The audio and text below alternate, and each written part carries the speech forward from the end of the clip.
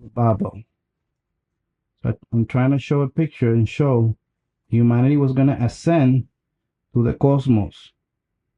People think it's just a building. No, it was technology.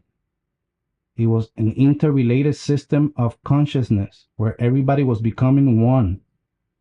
And that was going to transcend, like the movie Arrival. It was going to go beyond time, space, and matter.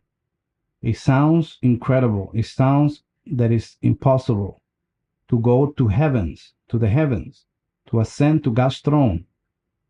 And this is the thing. God said, yeah, they're going to do it. Imagine that. God didn't say, these people, what do they think they can do? No, God said, yeah, they can do it.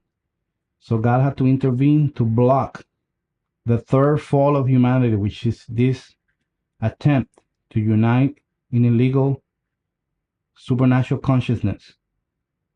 The first one was the garden, the knowledge of good and evil. The second one was Genesis 6, the intermingling of divine beings with human DNA.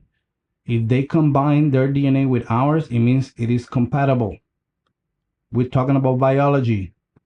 We're talking about corporate entities that exist and operate within the Earth realm. There's got to be compatibility between their DNA and ours in order to be mingled. That's the second fall. That's the flood. God wiped the whole earth. And the only reason why we survive is because Noah was pure in his genes, in his genealogy. He was not corrupted. And all the animals that were not corrupted, they were preserved. That's the connection between divine supernatural intelligence and the earth realm, what later become demons. When the flood destroyed the earth, all the spirits of all these intermingled hybrid creatures were disembodied, and now they are in the earth.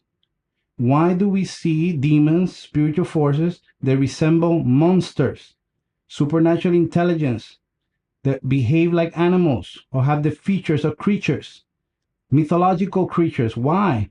Because the divine beings did not only play with human DNA, they corrupted every species, every creature on earth. They created monsters. And those monsters, when they left their bodies and they were destroying the flood, those monsters begin to roam the earth. That's what we call demons. Demons are not fallen angels. Demons are disembodied spirits from the hybrid creatures that were disembodied through the flood. But Adam preserved the genes, the genealogy. And that's why the human race can still conceive and give birth to the eternal word that was incarnated. This is what's going on in the world today. This is the warfare that we're dealing today. That's why these creatures, these divine beings, will have power and mastery over demons because they created them biologically and spiritually.